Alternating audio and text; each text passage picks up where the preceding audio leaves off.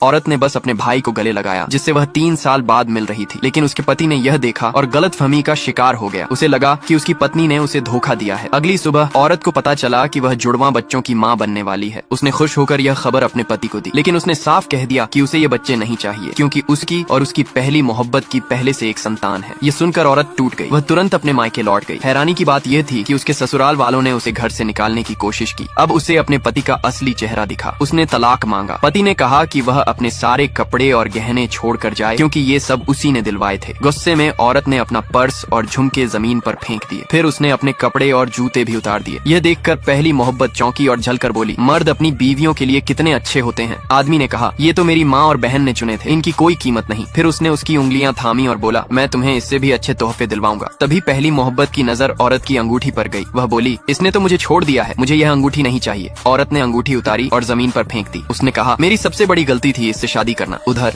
उसका भाई अपने लोगों के साथ वहाँ पहुँच रहा था। जब उसने देखा कि आदमी अब भी औरत को देख रहा है तो पहली मोहब्बत ने बीमार होने का नाटक किया। मुझे चक्कर आ रहे हैं। सास ने नौकरों से कहा, डॉक्टर को बुलाओ, क्योंकि पहली मोहब्बत उसके बच्चे की माँ बनने वाली थी। सास ने औरत से कहा, मेरा बेटा और उसकी पहली मोहब्बत एक दूसरे के लिए ही बने हैं, तू यहाँ से चली जा जितनी जल्दी हो सके। ननद बोली, तू हमारी दुनिया की नहीं है, तू हमारे बीच नहीं रह सकती। एक के बाद एक जख्म सहकर औरत को चक्कर आने लगे। तभी उसका भाई पहुंचा और उसे संभाल लिया। वह उसे लेकर वहाँ से चला गया। आदमी पीछे भागा और देखा गाड़ी की नंबर प्लेट थी 999999। उसने अपने सहायक से कहा, इस नंबर का पता लगाओ, लेकिन जानकारी गोपनीय थी, कुछ पता नहीं चला। ननद और पहली मोहब्बत ने सोचा, जरूर इसने कोई अमीर प्रेमी ढूंढ लिया है, तभी तो इतनी जल्दी तलाक ले रही थी। उन्हें नहीं पता था कि वह औरत दुनिया के सबसे अमीर आदमी की बेटी है। पिता को यह जानकर गहरा दुख हुआ कि उसकी बेटी ने इतने साल दुख झेले। अब जब वह उस आदमी से आजाद हो गई थी, वह फिर से अपनी असली जिंदगी जी सकती थी। पिता ने उसके स्वागत में दोनों बेटों को आदेश दिया, बेटी का जन्मदिन धूमधाम से मनाया जाए, सबके सामने उसकी असली पहचान का ऐलान होगा। भाइयों ने एक आलीशान याच किराए पर ली। उन्होंने $10 मिलियन की आतिशबाजी करवाई। आदमी और उसका परिवार भी पार्टी में पहुंचे। उनका मकसद था उसके परिवार को फिर से रिझाना। आसमान में आतिशबाजी देख आदमी को याद आया, आज उसकी पत्नी का जन्मदिन है। जब सब उसकी रईसी से जल रहे थे, वह औरत याद से उतरकर उनकी ओर आ रही थी। दूर से पहली मोहब्बत ने उसे देखा। सब हैरान थे कि वह यहाँ क्यों आई है। आदमी तेजी से उसकी ओर बढ़ा। तभी उसके भाई ने कहा, हमारी बहन अब इसकी पत्नी नहीं है, तलाक हो चुका है। अब इसका कोई हक नहीं बनता कि वह उसकी जिंदगी में दखल दे। लेकिन आदमी बोला, हमने अभी पेपर्स साइन करके उठाए नहीं है, कानूनन हम अब भी पति पत्नी है। उसने भाई को उसका नया प्रेमी समझा और औरत पर आरोप लगाया, तूने शादी में ही मुझे धोखा दिया। औरत बोली, धोखा तो तूने दिया। औरत बदली, पत्नी को छोड़ा। पहली मोहब्बत बोली, अगर तुझे नया प्रेमी चाहिए तो ढंग से चुनना चाहिए था, मैंने तो इन दोनों को कभी हाई सोसाइटी में नहीं देखा। भाई हंसकर बोला, क्योंकि तुम्हारी औकात ही नहीं कि तुम हमारे सर्कल में आ सको। उसने पहली मोहब्बत की घमंड की सजा दी। उसकी कंपनी ने उसके भाई से डील रद्द कर दी। पहली मोहब्बत हंसते हुए बोली, क्या तुम जांग ग्रुप के CEO हो? अगले ही पल सिक्योरिटी गार्ड्स आए और बोले, गुड इवनिंग CEO सर।